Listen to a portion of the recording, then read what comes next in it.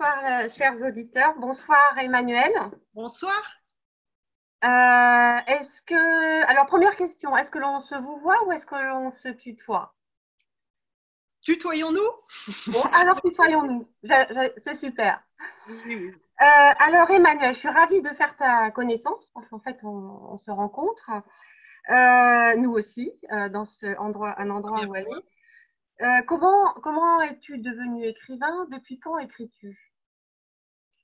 Alors, la question, c'est depuis quand je publie sans doute, parce que Non, écrire, j'ai non, toujours. depuis quand tu écris? Depuis quand j'écris, depuis, tous les écrivains répondent depuis toujours, depuis, on va dire, l'adolescence, un âge où beaucoup de gens se mettent à écrire.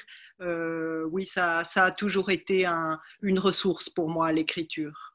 Et alors, à quel moment l'idée de publier est arrivée?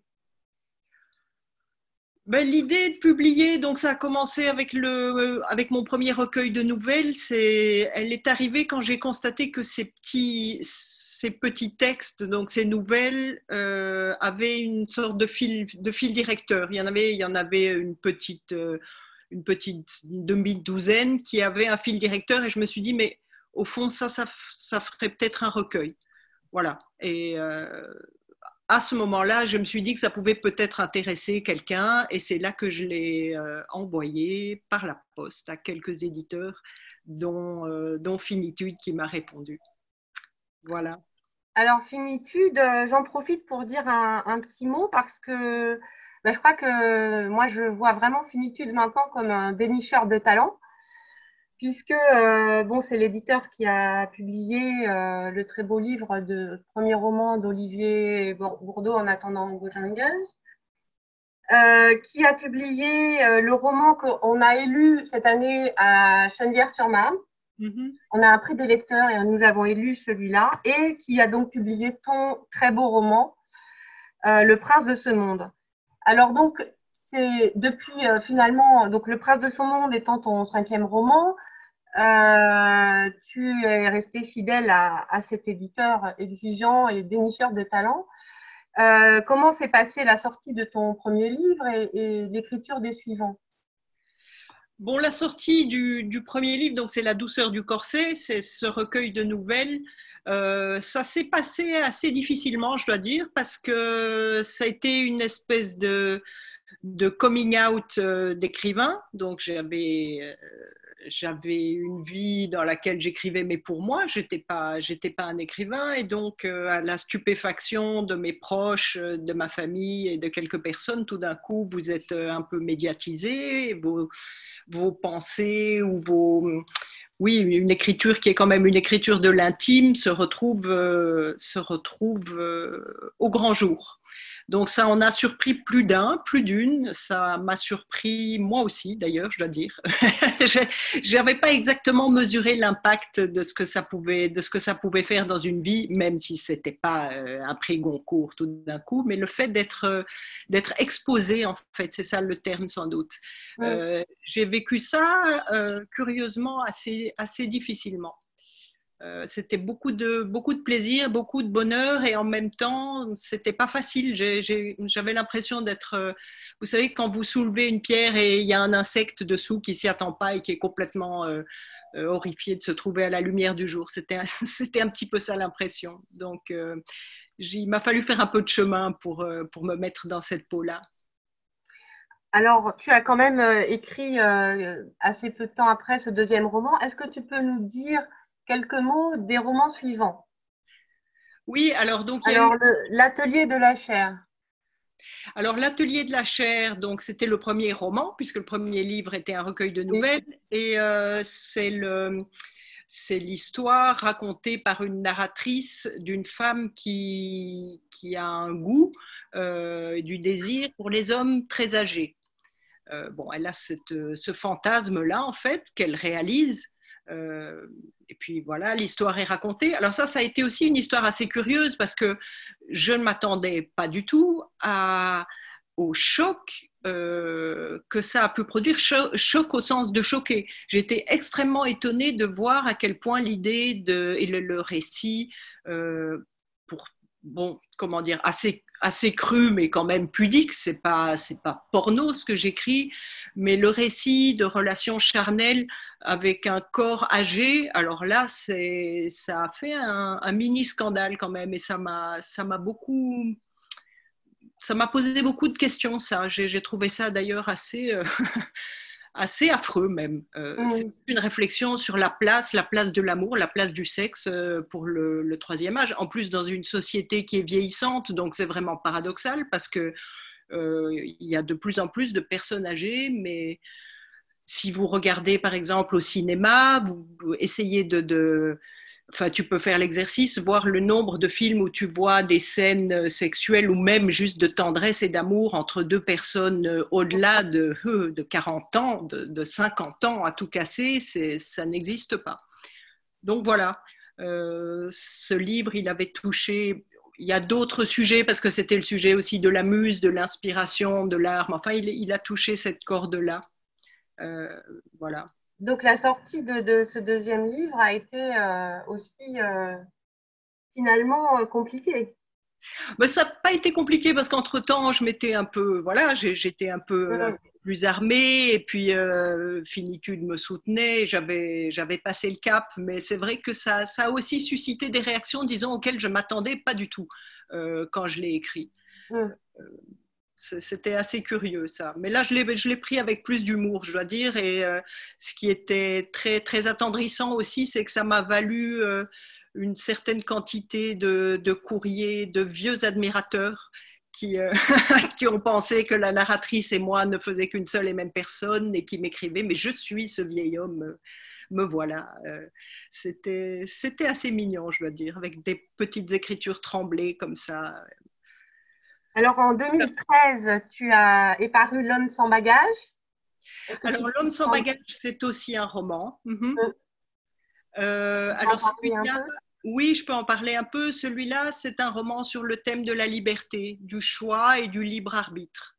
Euh, L'origine, la question, c'est est-ce qu'on est libre? Est-ce qu'on est libre finalement? Est-ce qu'on choisit ce qu'on choisit? Est-ce qu'on reproduit peut-être des schémas qu'on croit choisir librement et qui s'impose à nous, en fait. C'est un petit peu cette réflexion-là qui a guidé ce roman. Alors, est-ce qu'il y a des... C'est une question La question que je te pose couvre à la limite tous les livres, parce que Le Prince de ce monde pose aussi pas mal de questions.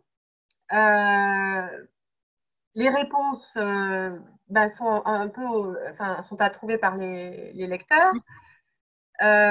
Comment procèdes-tu pour gérer ce sujet, ce fait de poser des questions dans un roman, des pistes, donner des axes de réflexion, et comment décides-tu de donner ou pas des réponses à ces questions? Euh, bon, il y a deux aspects. Le premier aspect, c'est l'aspect philosophique dans ta question. Oui, certaines questions se posent, elles m'intéressent et elles s'insèrent dans le livre. Et puis, il y a la question romanesque. Moi, j'écris des romans, j'écris pas des essais. Donc, il faut que, comment dire ça, il faut que dans la gestion de l'histoire, ça soit pas un essai. C'est-à-dire que si je commence à répondre à toutes les questions, d'abord, j'ai pas du tout toujours toutes les réponses, malheureusement, sinon je je ferais un autre métier. Et même si j'en ai certaines pour ce qui me concerne, je ne peux pas les donner, je ne veux pas les donner, sinon ça n'a pas d'intérêt de lire un livre. C'est comme un film, c'est comme une œuvre d'art qui répond elle-même aux questions qu'elle pose, c'est vite sans intérêt. Donc, je balance un petit peu ces deux paramètres. Alors, ton quatrième roman s'appelle Le Prix des âmes. Est-ce que tu peux nous en dire quelques mots? Alors, le quatrième roman, Le Prix des âmes, c'était parti d'une idée qui était une similitude que je trouvais entre plusieurs similitudes même qui m'apparaissaient entre le métier de prostituée et le métier de psychanalyste. Alors ça paraît un peu curieux comme ça, mais en fait c'est une idée que j'ai eue et plus je la creusais, plus je trouvais qu'il y avait matière à réflexion dans le partage d'une extrême intimité entre deux inconnus, d'un côté charnel et de l'autre côté psychologique, par le truchement du paiement, en fait. Donc, dans les deux cas, c'est l'argent qui est au centre d'une sorte de transaction pour ceux qui ont été qui analysent. Et donc, l'argent est quelque part le nœud de la transaction entre vous et un inconnu, finalement, une sorte d'écran blanc à qui vous allez ouvrir des choses extrêmement intimes. Et de même que dans la prostitution, finalement, l'argent est le noyau de cette transaction entre deux inconnus ou presque inconnus. Et partant de là, j'ai eu envie de broder un roman sur ce thème-là, en partant de cette idée-là. Voilà. Alors, je ne l'ai pas lu, mais je suis sûre qu'il est passionnant. Oui, non, mais vraiment sincèrement, puisque j'ai vraiment adoré de ce dernier roman dont on va parler. Et alors, il s'est passé 5 ans entre le Prix des âmes et le Prince de ce monde. Est-ce que tu peux nous dire quelque chose sur ce temps, sur cette longue période?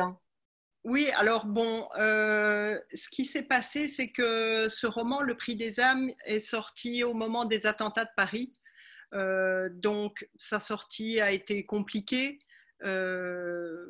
C'est un moment où je pense que tout le monde s'en rappelle, il y avait pratiquement plus de place pour autre chose que des livres, des essais, des informations, des interviews sur la thématique de l'islam, l'islamisme, le terrorisme, etc. Les attentats de Paris ont été suivis après par ceux de Bruxelles, qui m'ont touchée d'encore plus près, puisque je vis à Bruxelles. Et donc, ce livre, Le Prix des âmes, il était un peu... En fait, le thème tombait un petit peu à contresens. Et puis moi, j'ai commencé à me poser beaucoup de questions en me disant, mais finalement, ce que je raconte, est-ce que ça a un sens? Enfin, j'ai traversé, oui, une période de grosse remise en question devant la violence de ce qui s'attaquait à nos sociétés. Je sais pas, j'avais plus le courage vraiment d'écrire des choses qui me sont naturelles, qui sont des choses plus intimes. J'avais l'impression que ça servait peut-être à rien, que c'était... Voilà, ça a été ce genre de remise en question artistique, personnelle, qu'est-ce qu'on pouvait faire, qu'est-ce qu'il fallait faire comme artiste, comme personne, politiquement. Voilà, le temps a passé et puis finalement, de toutes ces questions est née l'envie d'écrire un roman sur le mal, justement. C'est un peu l'aboutissement de toutes ces questions et de cette période assez difficile, assez aride aussi, que j'ai traversée. Alors, ce 5e roman est sorti en librairie le 5 mars. Oui. Quelques jours avant donc le confinement et la fermeture des librairies et l'impossibilité de faire des rencontres. Avant de parler de ce magnifique roman dont je suis très heureuse de parler ce soir, est-ce que tu peux nous dire un petit mot sur la façon dont tu as vécu cette sortie chamboulée? Je l'ai vécu pas bien du tout. Je vais pas mentir ni à moi-même ni aux autres. Je l'ai vécu très mal. Bon, d'abord pour tout ce que ça représentait, et puis la sortie de ce livre. Oui, c'était vraiment. Je pense que beaucoup d'écrivains ont dit la même chose. C'est une sorte de deuil. Vous avez votre bébé qui est là, tout frais, et puis c'est la catastrophe. On se demande même si le livre va sortir des cartons, si quelqu'un va le lire.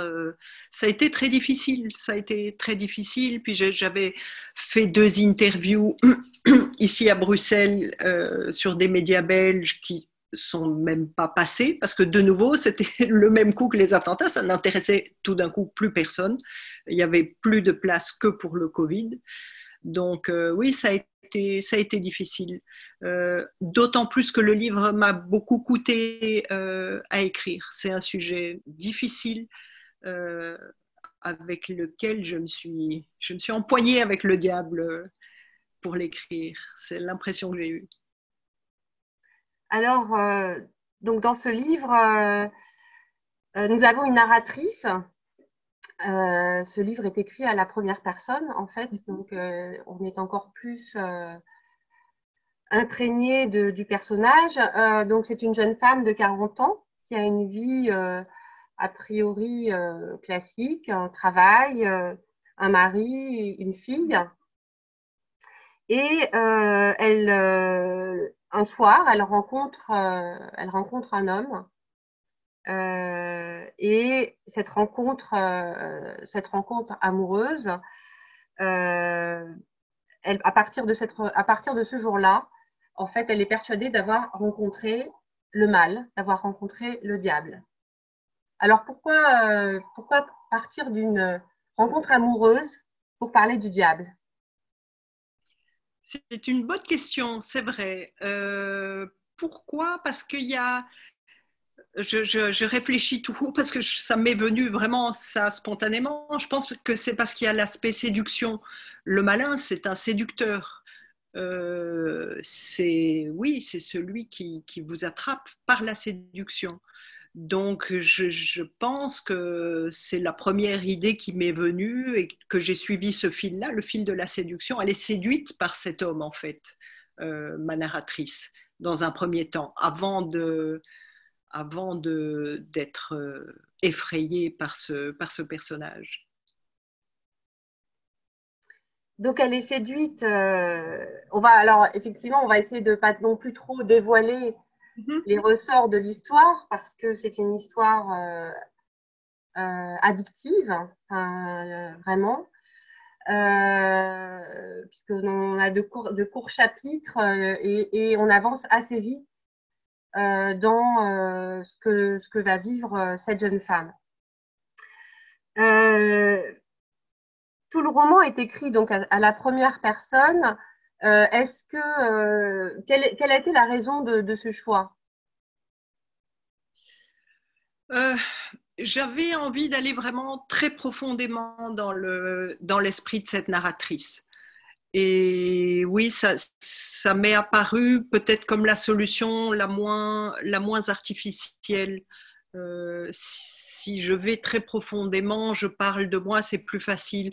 D'ailleurs, à l'origine, j'avais imaginé en faire une sorte de faux journal intime. Il en est resté un petit peu quelque chose de cette idée. On ne comprend pas très bien, on ne sait pas très bien si ce sont des notes qu'elle écrit ou un récit, à qui est-ce qu'elle le raconte. Mais ma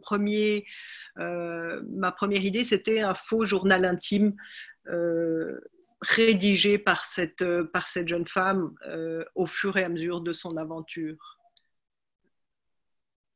Alors elle rencontre le mal.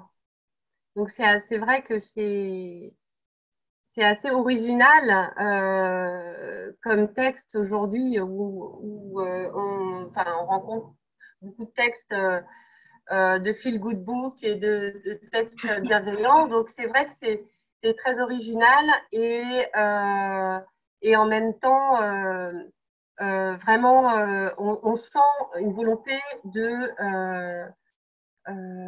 présenter de vraies questions et des questions d'aujourd'hui. Alors d'ailleurs, euh, la narratrice va rencontrer dans sa vie, dans tous les aspects de sa vie, va voir le mal dans tous les aspects de sa vie. Vraiment. Donc comment as-tu procédé pour décider des personnages et des ressorts de l'histoire qui vont la faire on va y revenir après, la faire dériver sur des pensées noires. Bon, j'avoue que j'étais assez ambitieuse, même si le livre n'est pas très long. J'avais vraiment envie de parler de la question du mal, de l'insérer dans le roman, comment dire ça, du niveau le plus large, c'est-à-dire social, politique et général, jusqu'aux aspects les plus intimes. Euh, Parce qu'au fond, c'est ça aussi la question intéressante, c'est le mal, est-ce que c'est quelque chose d'extérieur à nous, quelque chose qui surgit dans le monde, ou est-ce que c'est une part de nous-mêmes? Et donc, pour cette raison-là, j'ai essayé de naviguer tout le temps entre l'intime de cette narratrice, donc tout ce qui la concerne. Alors bon, j'ai pris une solution, une situation assez banale, un couple, un enfant, voilà. Donc il y a la maternité, il y a le couple, il y a ces aspects que beaucoup de personnes connaissent. Et puis j'ai essayé de balayer la ville dans laquelle elle vit, le pays dans lequel elle se trouve, avec des éléments beaucoup plus généraux. Donc c'était de nouveau plusieurs aspects comme ça. Alors ça c'est une chose. Et puis comme fil conducteur aussi, et ça c'est purement un plaisir de romancière que je me suis offert, j'avais très envie d'intituler chaque chapitre presque tous les chapitres avec l'intitulé d'un des 7 péchés capitaux. Et après, pour leur faire pendant des 7 vertus cardinales et théologales, parce que c'est des références qu'on a tous, hein, la gourmandise, la paresse, etc. Et je trouvais ça assez sympa, en fait. Alors, effectivement, c'est vraiment, enfin, ce que tu viens de nous expliquer, c'est vrai que c'est très réussi dans ton roman. Le fait de trouver dans toutes les couches, toutes les sphères de ce qui la concerne, le mal. Ça, c'est vraiment, vraiment réussi, puisqu'après, on retrouve des émeutes, on retrouve le gouvernement, enfin, et ce qui se passe avec son mari. Donc, c'est vraiment à tous les niveaux que l'histoire va se jouer. Et donc, en fait, au fil de l'histoire, on se rend compte, on se questionne en fait sur ce qui est mystérieux, ce qui est mystique, ce qui est psychologique. On se questionne de plus en plus au fil de l'histoire de ce que de ce qui est peut-être vrai dans ce qu'elle vit et dans ce qu'elle imagine, ou de ce qui est psychologique. Alors, comment as-tu traité ces deux aspects du sujet qui sont des aspects mystiques ou religieux, des aspects réels du mal? Oui, alors ça c'est un peu toute la, oui, j'allais dire toute l'astuce. C'est toute la petite cuisine que j'ai voulu faire, c'est de mélanger un peu ces aspects pour que on ne sache jamais vraiment ce qui se passe, pour que ça soit au lecteur de choisir ou de ne pas choisir. D'ailleurs, on n'est pas forcément obligé de résoudre les questions, mais il y a des éléments objectifs qui adviennent dans le pays ou dans sa vie ou dans son couple, et puis il y a l'interprétation qu'elle en tire, qui fait en tout cas ce que j'ai essayé de faire, c'est qu'on ne sait jamais vraiment si c'est elle qui croit avoir rencontré le mal ou si vraiment le mal est en train de s'immiscer dans sa vie et autour d'elle. Donc ça, j'ai essayé constamment de ne pas permettre qu'une des deux interprétations l'emporte. Alors, peut-être qu'une des deux interprétations l'emporte pour un lecteur et qui s'en fait son idée, mais moi, j'ai vraiment toujours essayé d'équilibrer entre les deux de manière à semer le doute et à ce qu'on soit en empathie d'une certaine manière avec cette narratrice qui elle-même doute. Est-ce que vraiment elle a rencontré le diable? Est-ce que c'est juste une aventure avec un type un peu malfaisant? Est-ce qu'elle a rencontré personne et qu'elle est cinglée? Voilà, j'ai essayé de laisser planer ce mystère-là. En tout cas, dans les événements comment dire, l'ensemble des événements il lui manquait l'arrivée de l'épidémie Covid à notre narratrice. Oui, c'est vrai. Alors, je veux quand même préciser que le roman, j'ai commencé à l'écrire il y a 4 ans.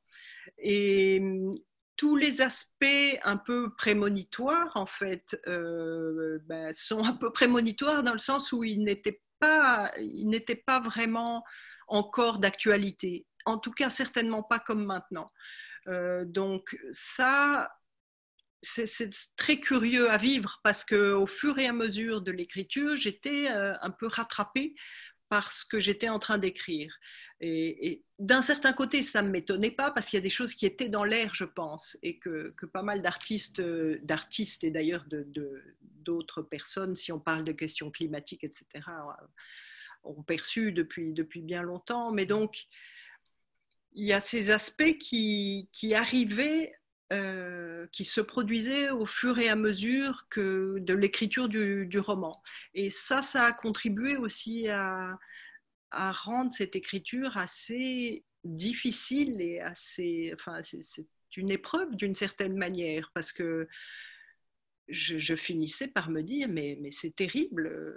Ce que j'essaye de dépeindre d'horrible est en train de se réaliser encore plus vite que ce que je croyais. Donc c'est vrai qu'il y a cet aspect-là. Alors il n'y a pas d'épidémie, il y aurait pu y en avoir une, mais ça a été le clou final de toute cette affaire un peu, oui. Si tu avais dans cette histoire, si tu avais à choisir entre les deux aspects, l'aspect qui est le mal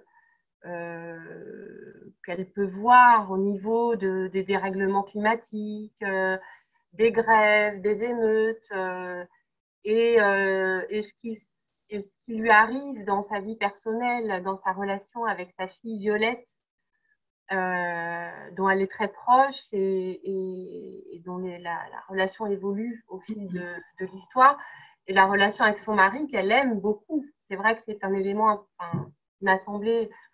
Donc, que choisirais-tu dans tous ces aspects de sa vie comme euh, plus important pour elle? C'est difficile. Je crois que je choisirais l'aspect intime. Je crois que je choisirais l'aspect intime. C'est pas pour rien que j'ai souvent écrit là-dessus. Alors tout l'aspect social et l'aspect oui sociétal même du mal, de ce qui peut se passer terrible dans une société m'intéresse beaucoup, me mobilise beaucoup, spécialement en ce moment et depuis un certain temps. Mais ma veine d'écrivain, c'est peut-être plus l'intime, et je trouve très intéressant de se poser la question de la part sombre qu'il y a dans nos plus beaux sentiments ou nos plus belles émotions. Je crois vraiment, alors comme la narratrice, ça c'est quelque chose que je crois, que rien n'est absolument pur, sauf peut-être chez quelques mystiques ou à quelques moments très privilégiés. Mais l'amour, que ce soit l'amour maternel, l'amour d'un couple, a toujours sa part d'ombre. Et ça m'intéressait aussi de broder un petit peu là-dessus. C'est, c'était vraiment, en fait, cette partie intime de l'histoire est vraiment passionnante et illustre bien le sujet. Quels sont les derniers mots que tu pourrais dire sur ce que tu aimerais qu'on retienne de sujet, c'est-à-dire la rencontre avec le diable et le mal? Mais c'est que le mal, il est partout. Il est partout. Il faut faire attention.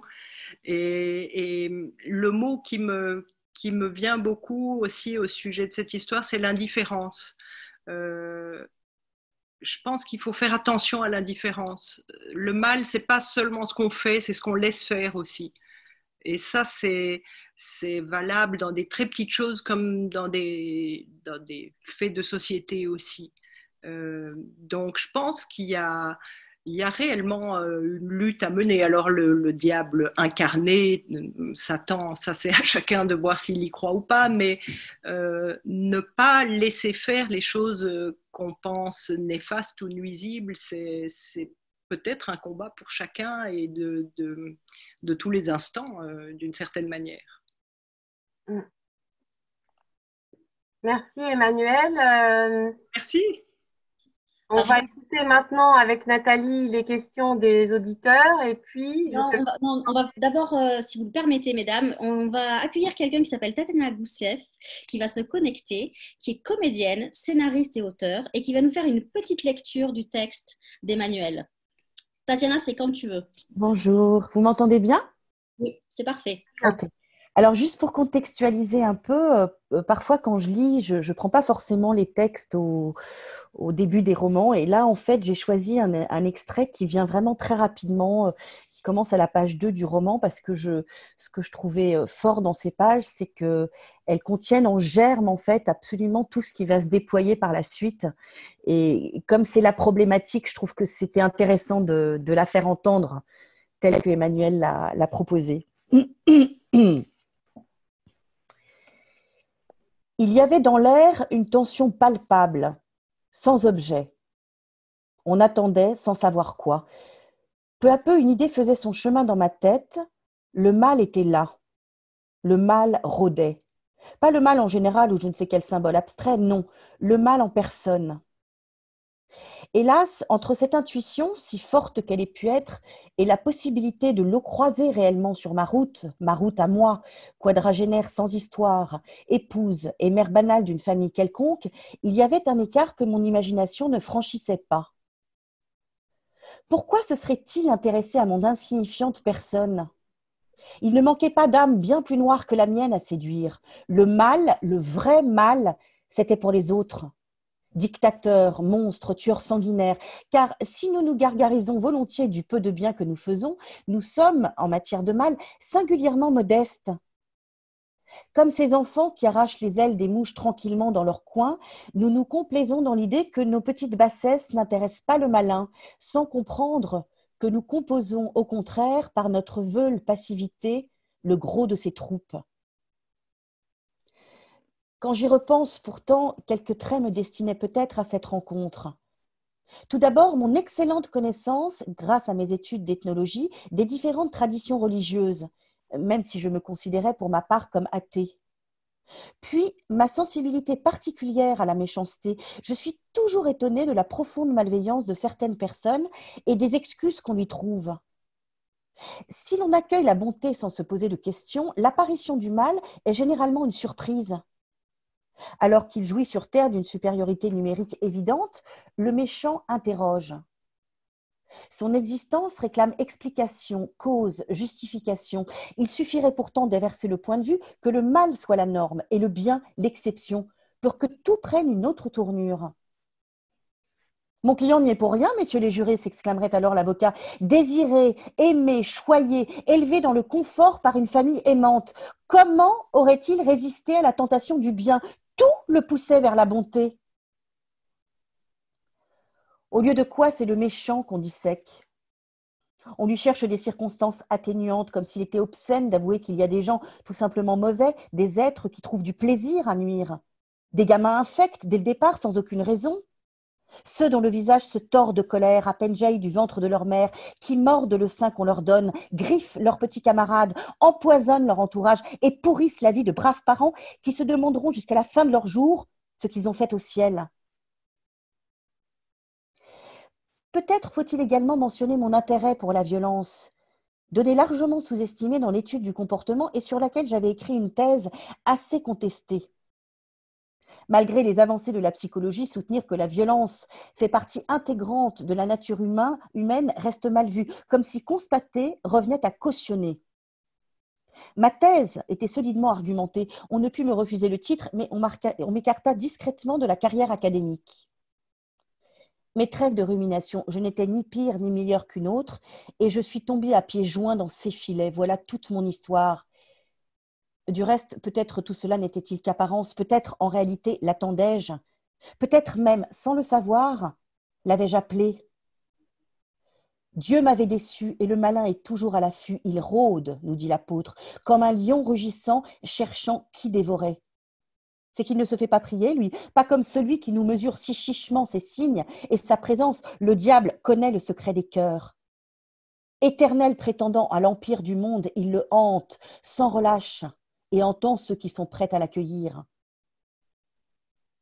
D'aucuns jugeront sans doute que j'ai bien peu ou bien mal résisté, que j'aurais pu, que j'aurais dû mieux faire.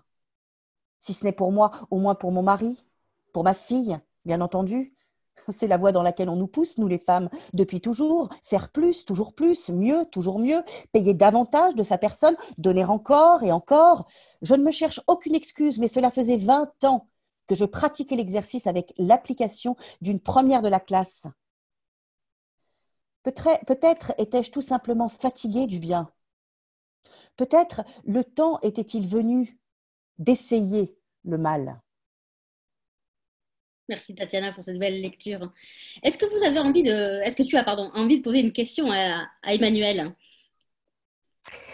Bah écoute, oui, j'étais pas préparée, mais là j'en ai une qui me vient. Bah moi j'étais très très radicale quand j'étais jeune et je détestais beaucoup de gens. Et je suis en train de faire un travail depuis quelques années qui consiste, c'est le fruit de rencontres, à m'astreindre en fait à exactement le contraire. C'est-à-dire, là où je voyais beaucoup de noirceur, j'essaie de voir la lumière dans le noir, dans les noirceurs. Et du coup, ce livre m'a beaucoup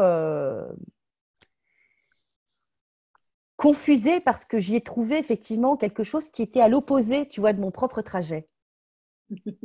Et voilà, donc du coup, c'est moi.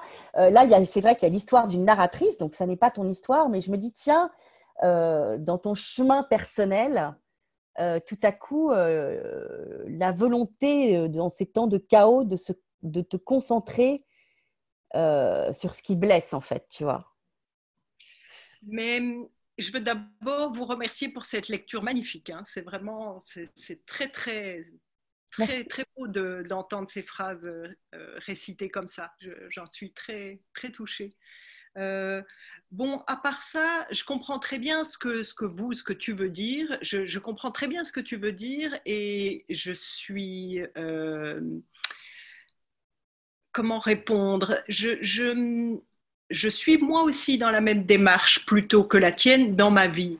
Mais je pense que cette démarche ne peut pas se faire de manière... ne peut pas se faire avec fruit si on n'est pas très lucide.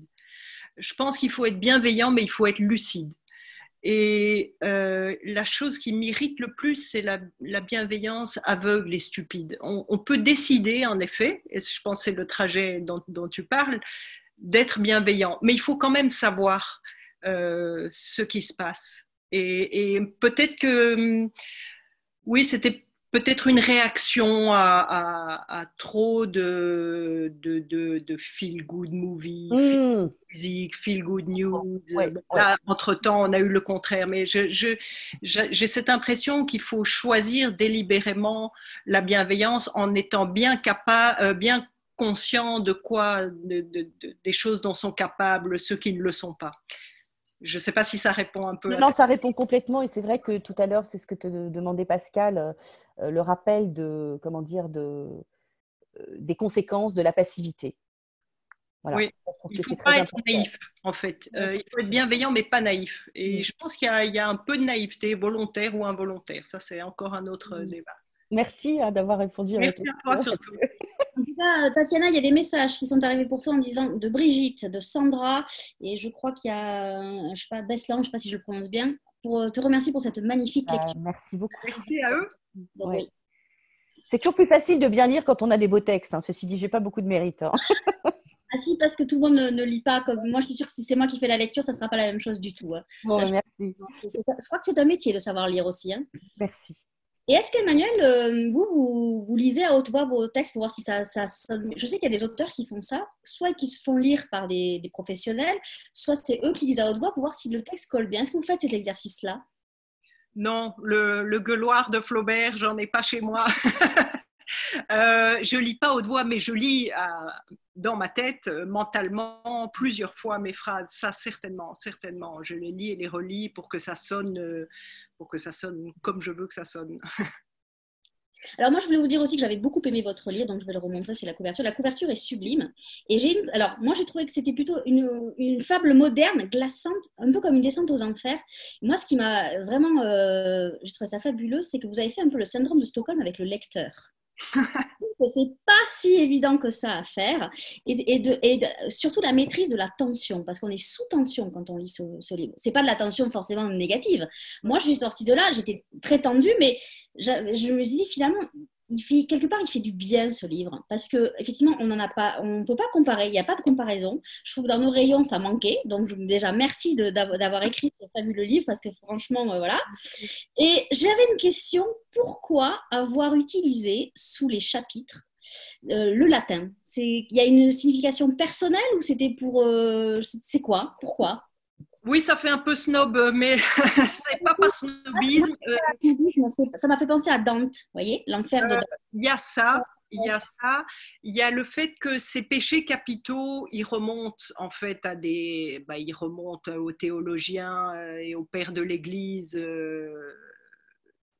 Donc, leur origine est latine pour nous. Et j'avais envie de mettre le terme latin et une traduction que j'ai faite moi-même parce que je voulais sortir de la terminologie un peu banale. Par exemple, paresse. Bon, quand on dit paresse, la paresse est un péché. C'est pas ça l'idée à l'origine.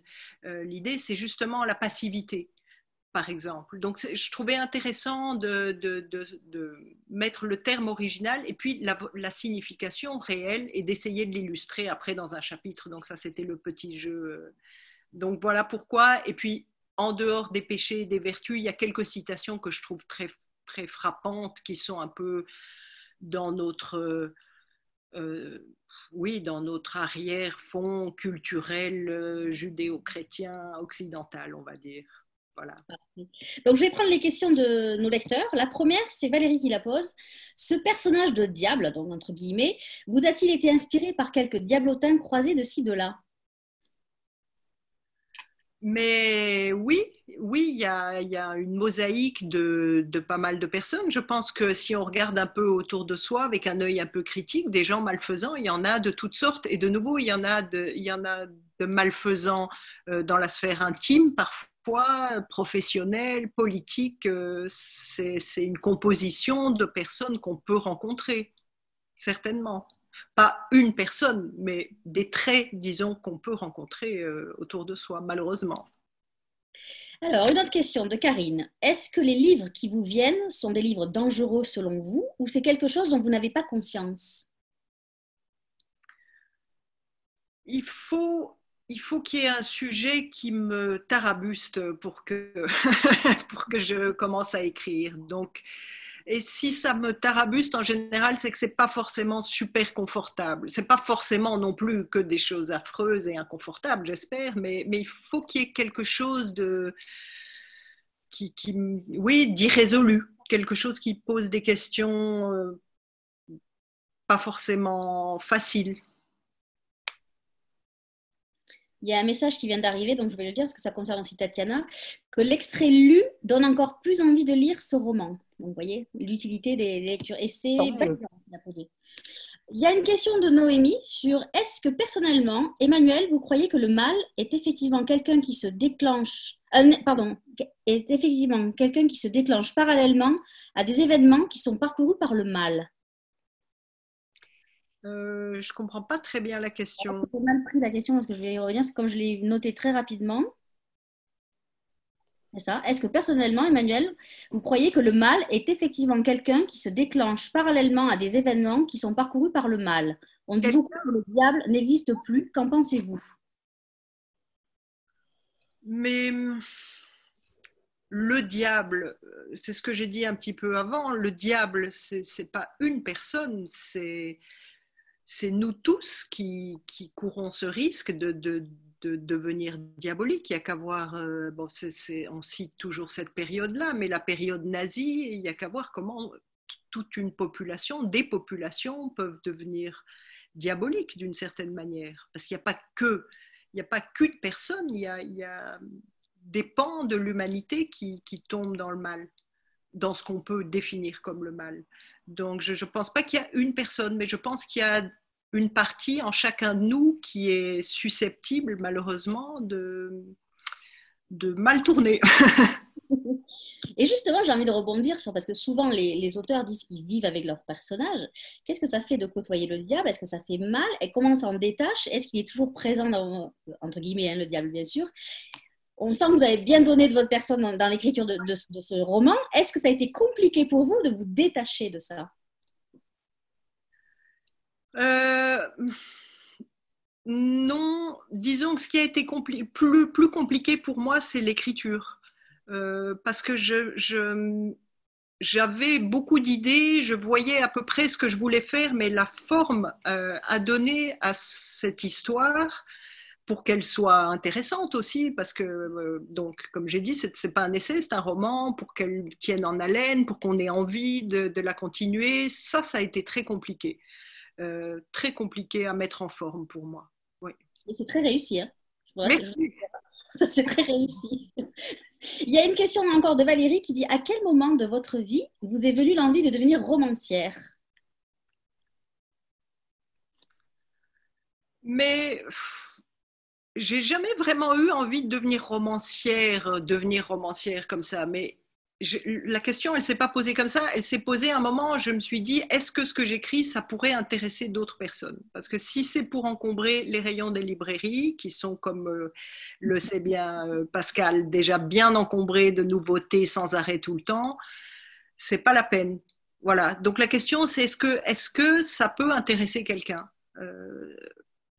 Voilà, il a fallu que j'attende de me dire peut-être, et d'avoir la confirmation de l'éditeur qui me dise oui, ça peut intéresser quelqu'un. C'est comme ça que ça s'est posé pour moi. Moi, je vais aller plus loin. Est-ce que vous auriez aimé lire un livre comme celui que vous avez écrit? Oui, oui, parce que ça me rassure, moi, de voir qu'il y a des personnes qui réfléchissent aux aspects les plus difficiles. Je fais pas partie des personnes qui aiment bien tout ce qui se termine bien et qui vous rassure. Ça me rassure pas parce que j'ai l'impression qu'alors on est inconscient.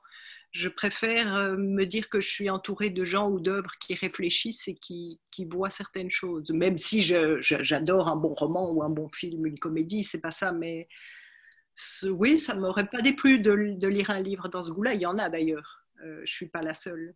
Alors, avant de finir et avant de passer au conseil lecture, moi, quand j'ai reçu votre livre et que j'ai tourné la 4e de couverture, j'ai rigolé parce que quand j'ai vu Le Diable existe, je l'ai rencontré.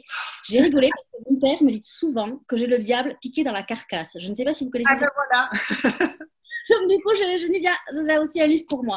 En tout cas, on remercie aussi les éditions Finitude parce que publier des romans comme ça, comme je le disais, il n'y en a pas beaucoup. Pascal l'a très bien dit.